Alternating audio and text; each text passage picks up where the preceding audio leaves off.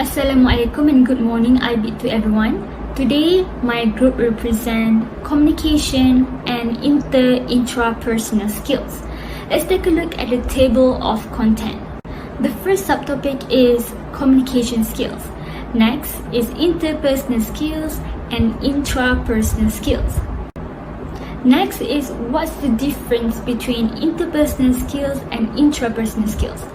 And then we will cover the issues related to the skills and also presentation skills. Next is research skills, action research, and the last one is building a positive image. Let's start with Syahirah.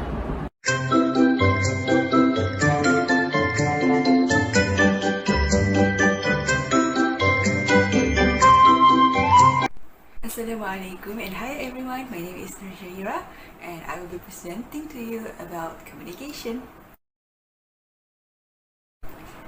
Every human needs communication in their lives. Without communication, people are unable to receive information and easily exposed to danger and mistakes. Before we move to any further, let's take a look at the meaning of communication. In a simple word, communication is an act of giving, receiving, and sharing information. It can be either through talking, writing, listening, or reading. Moreover, nowadays, there are various platforms that have made the communication process easier. They can either choose to communicate through WhatsApp or Facebook. While in the other word, communication is a special interaction between people's experience or interpersonal communication with the help of the verbal and non-verbal signals. Moving further, people often highlight that communication is vital throughout our daily lives, whether in work, school, or society. The question is why communication is important, especially in education. First and foremost, communication can help to increase the effectiveness of teaching and learning sessions. Without communication between teacher and students, the teaching and learning process cannot run successfully. Through communication, the teacher can deliver the content to the students by using clear and understandable words so that the student will be able to receive the information successfully. Second one is communication can aid someone in generating new ideas. When we communicate with each other, we tend to learn from their experiences and gain their knowledge.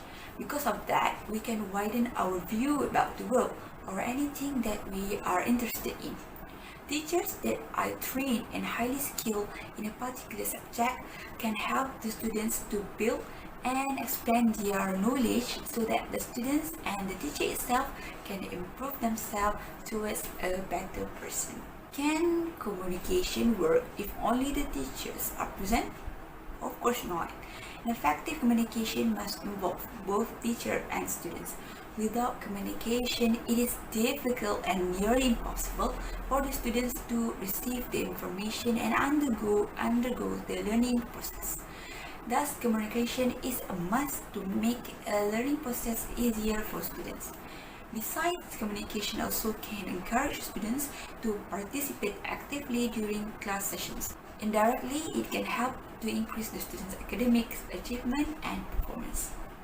There are several types of communication which are verbal, non-verbal, written, listening, and visual.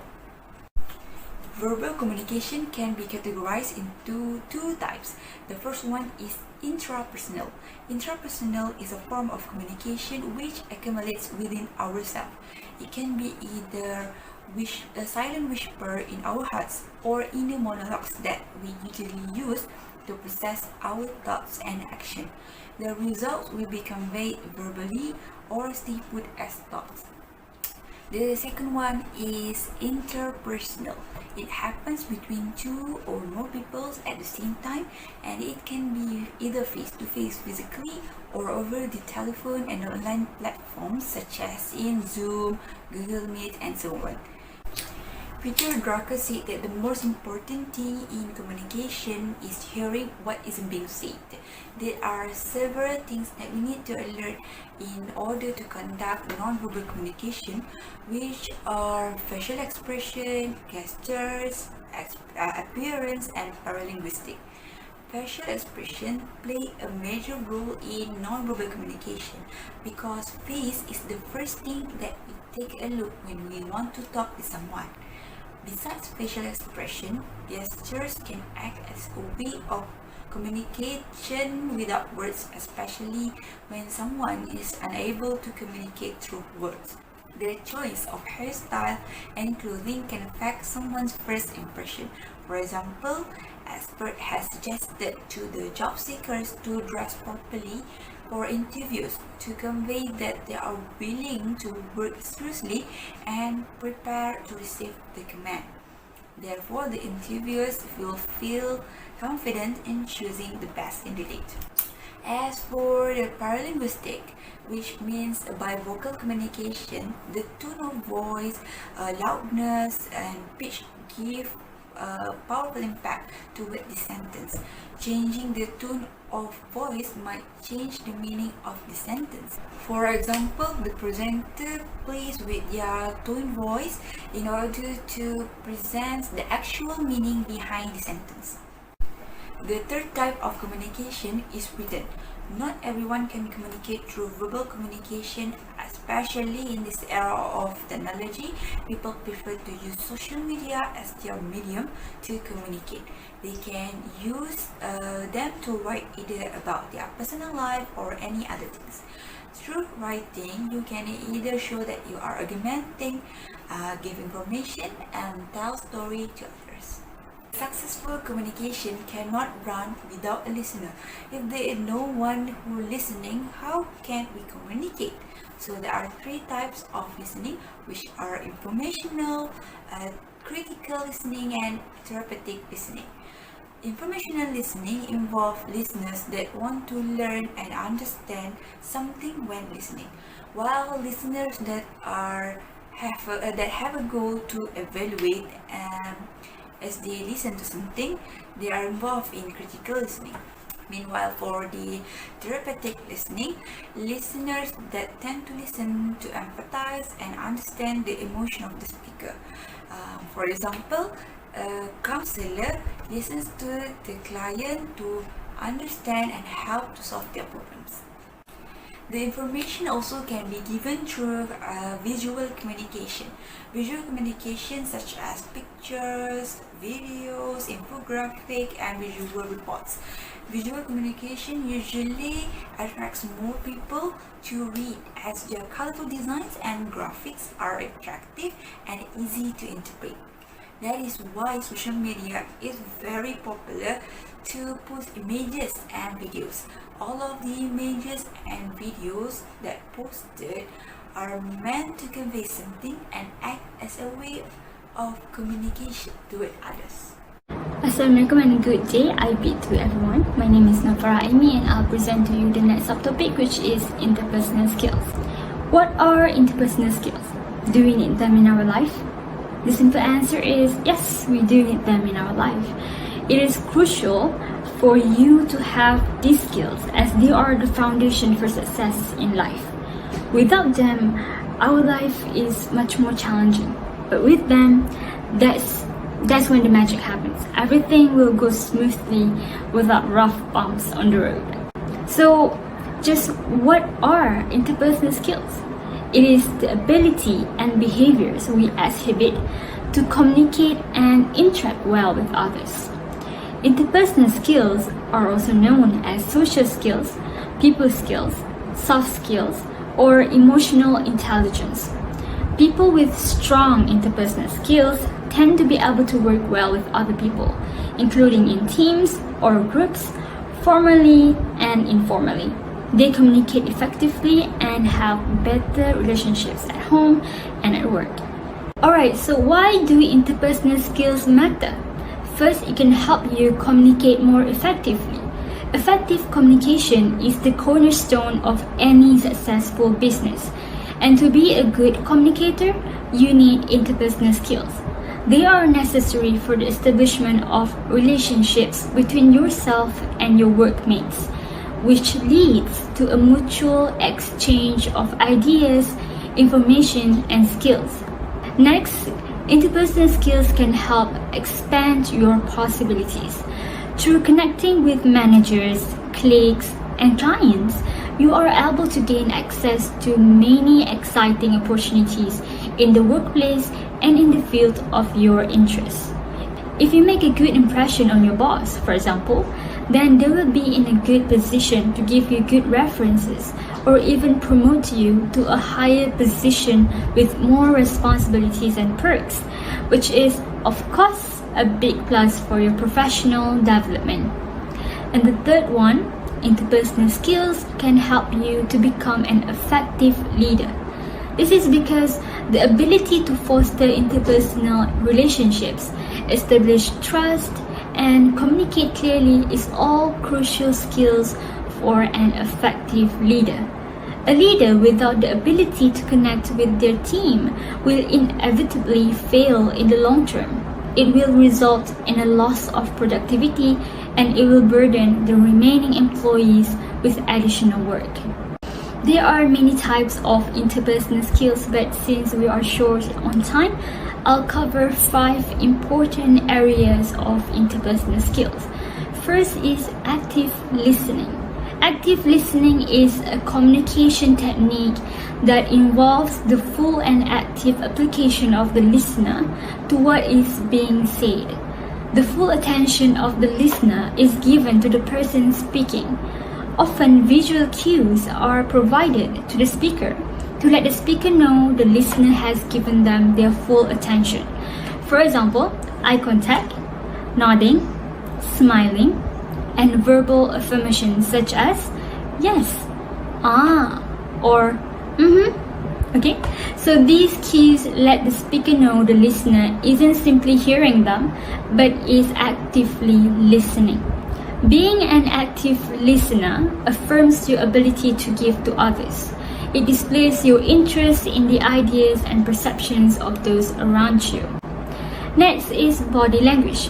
Your posture, expressions, and gestures can say just as much as your words. When communicating with co-workers and managers, practice open body language to encourage trust and positivity. Open body language includes nodding, maintaining eye contact, smiling, and being relaxed. Avoid closed body language such as crossed arms, restless behaviors, and shifting your eyes. Next is empathy.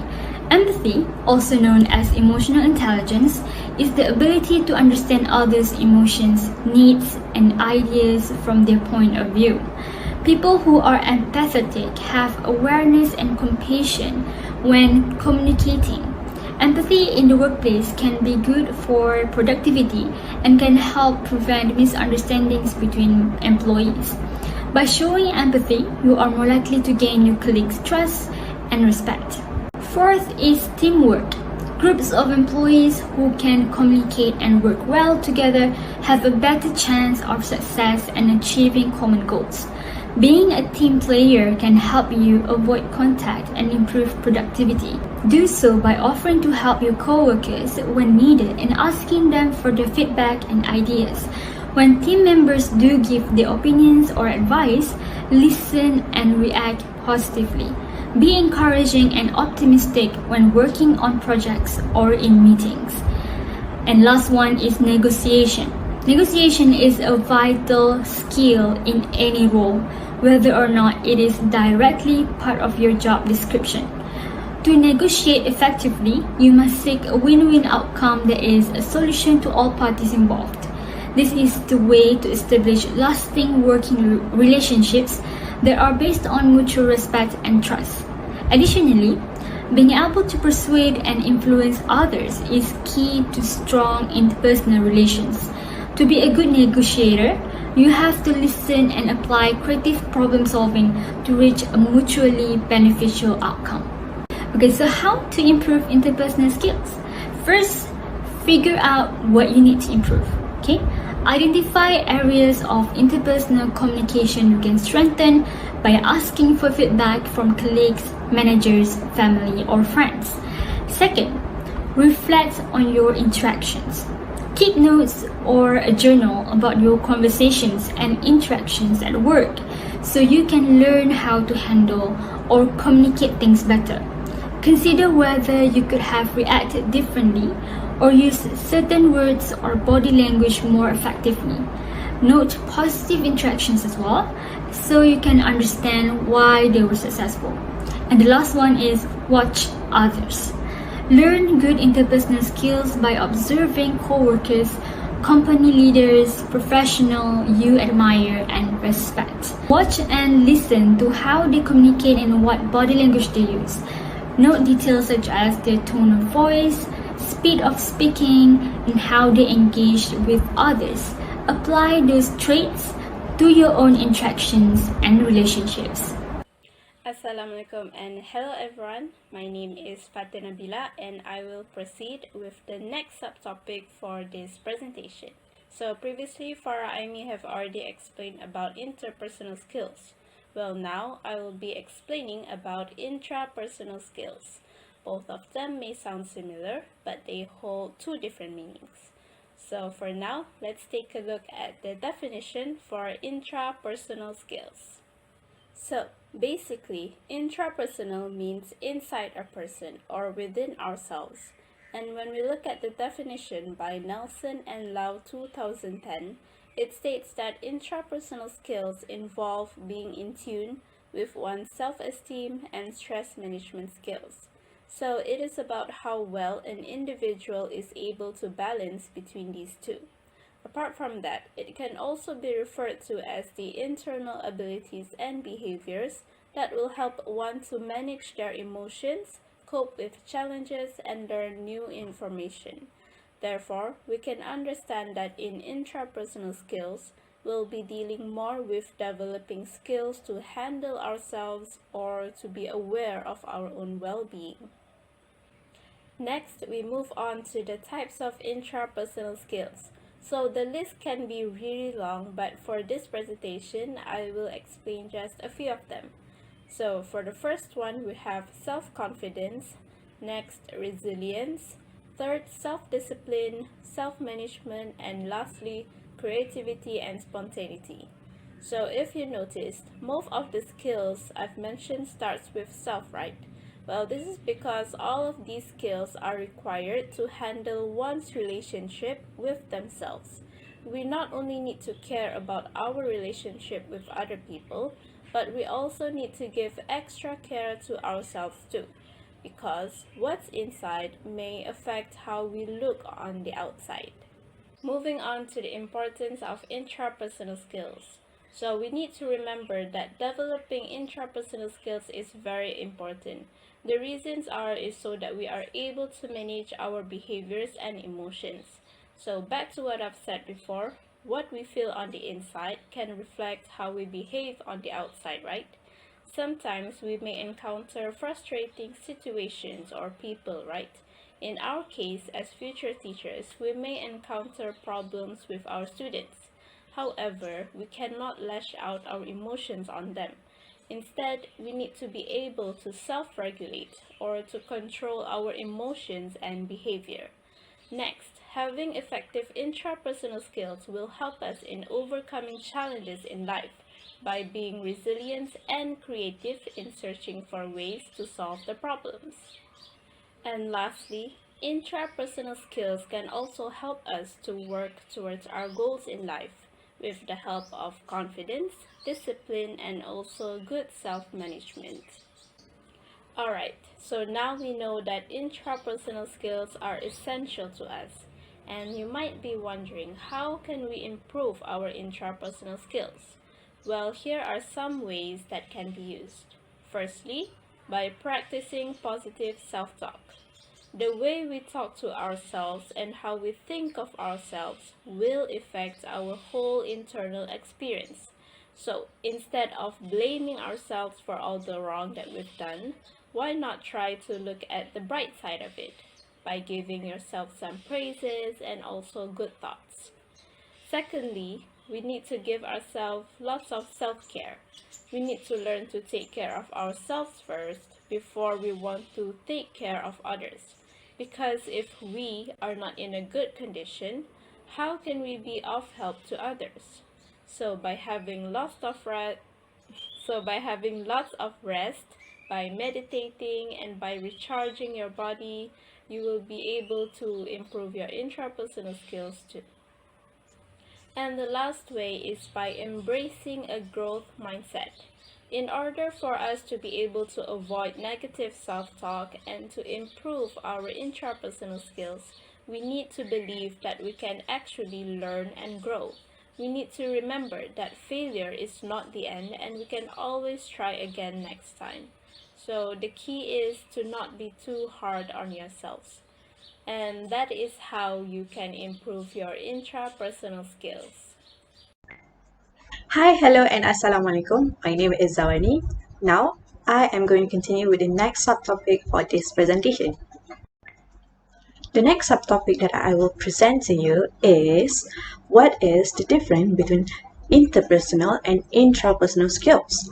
Okay, from this subtopic, I will show you guys the differences between the major communication skills that my friends have presented just now, that is intrapersonal and intrapersonal skills. So first of all, what are interpersonal skills and why are they important? Okay, good interpersonal skills boil down to your power to communicate effectively, work collaboratively, and create worthwhile relationships with friends, peers, and others. Good interpersonal skills can ease your way both personally and professionally. Without good interpersonal skills, you may find it difficult to fit in anywhere and everywhere, and you can lose your chances of socializing with other people in your society. So someone with strong interpersonal skills knows how to work with other people. They are conscious of everything from their body language to their tone of voice, not just their message they are delivering through their words. Some of the top interpersonal skills you need in a collaborative environment include empathy, inclusiveness, influence, and responsiveness. So such as having the ability to connect with other people's feelings and thoughts that can help you bond with your society. Also, having the ability to be part of the team building. Inclusiveness builds a culture of growth and encourages creative thinking. It helps others feel safe expressing their ideas. Moreover, you will also have the ability to get others to listen to you and make positive changes that can ensure a better environment and help you achieve greater results. Lastly, responsiveness is when you can respond to requests for information or concerns promptly and clearly. You can ease the frustrations of others and show that you value their time, thoughts, and energy. Next, what are intrapersonal skills and why are they important? So your intrapersonal skills are all about the internal dialogue that you have with yourself.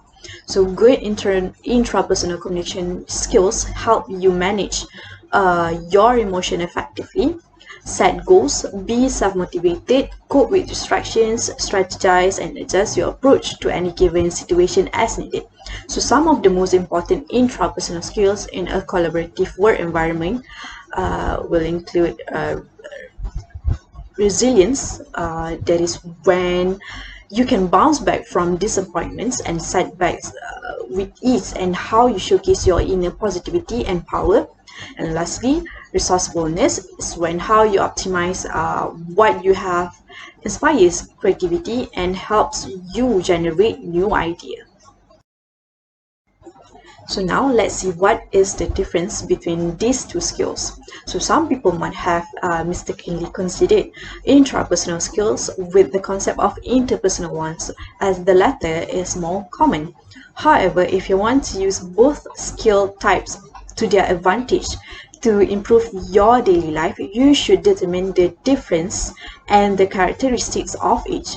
For this purpose, we will compare interpersonal vs intrapersonal skills. So As you can see in the table, in the box, interpersonal skills allow us to build relationships with others, while intrapersonal skills help us communicate with ourselves. Next one is, in the process of intrapersonal communication, you are the sender and the recipient at the same time.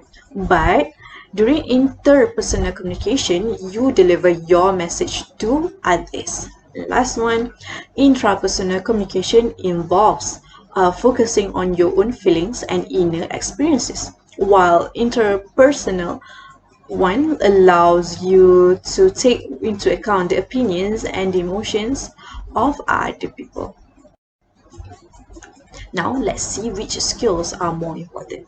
So how do interpersonal and intrapersonal skills work together for a successful life? Intrapersonal skills are a requirement for consistently good interpersonal skills. After all, if you do not understand your own needs, you cannot easily recognize the needs of others. If you have not taken care of yourself, it can be impossible to put the focus on others. Your intrapersonal skills such as self-awareness, resilience, and positivity allow you to be better contribute to your team, and the confidence that you build through intrapersonal communication conveys a sense to others that you have yourself together. People generally trust and enjoy working with other people that seem to be full of positivity and strength. So strong intrapersonal skills tend to inspire even stronger trust and collaboration. Essentially, your intrapersonal skills involve self-awareness in internal dialogue with yourself that informs your interpersonal skills and the interaction you have with those around you. Together, they form the emotional intelligence that can set you apart from everyone else in your field. Therefore, each skill is important for each other, whereby each skill comes with each other like a set. For example, buy one, you get one free.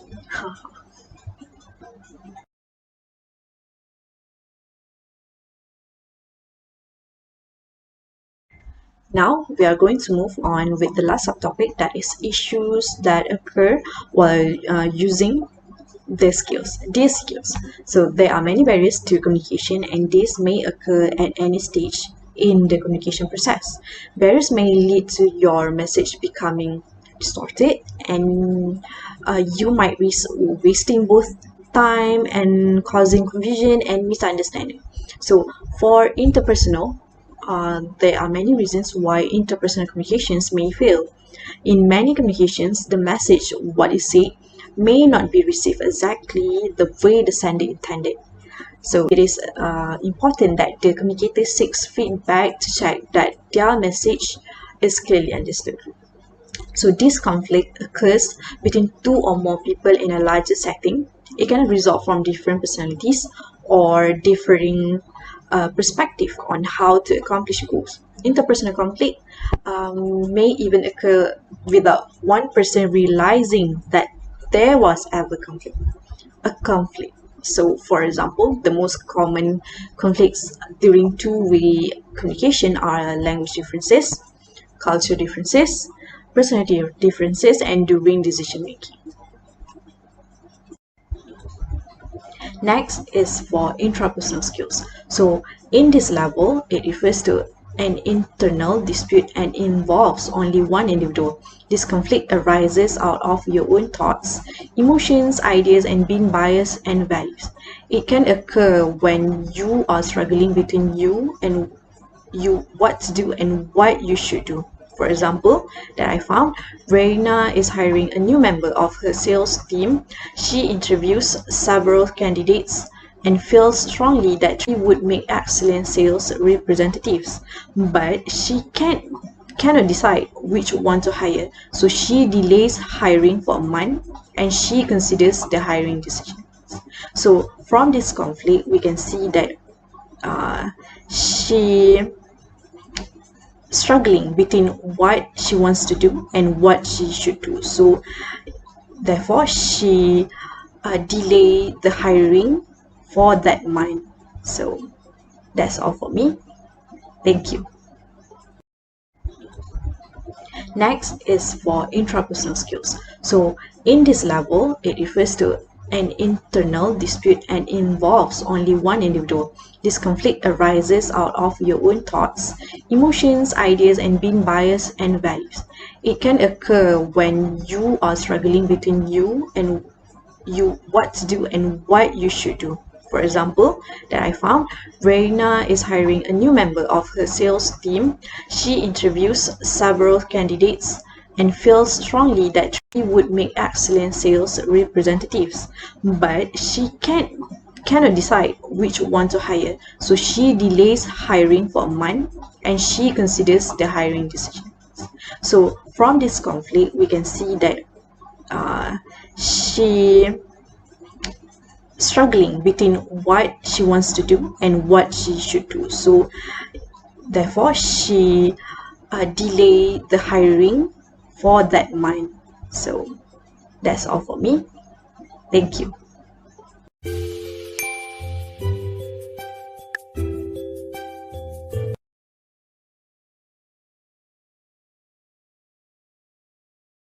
As we all know, presentation skills are very essential, especially in education and work. Here are some of the tips to improve our presentation skills. First, we must structure and organize our presentation. The introduction must start in an interesting way so that the audience feels attracted. The points that the presenter aims to present must be conveyed in proper arrangement so that the audience can grab the important points in it. In order to avoid any mistakes and unnecessary conduct during presentation, the presenter should prepare themselves by practicing with delivery concepts, intonation, and gestures. As we all know, presentation skills are very essential, especially in education and work. Here are some of the tips to improve our presentation skills. First, we must structure and organize our presentation. The introduction. Apart from that, a good presenter must keep the audience engaged through the presentation session. The presenter can either make some games or lucky draw quizzes to attract the audience to join the session. From time to time, the presenter should ask simple questions to the audience and encourage them to participate in any activities during the presentation. So the presenter also should prepare Q&A sessions at the end of the session to ensure that the audience is clear with the message that you wanted to convey. The third tip to improve presentation skills is by maintaining a good verbal delivery and body language. The presenter must be brief, straight to the point, and deliver the content with simple language that is easy to understand. Avoid speaking in a slow and soft tone of voice to make sure that the audience doesn't get bored or sleepy with presentation. Body language such as eye contact and facial expression help to boost the audience spirits and motivation while listening to your presentation.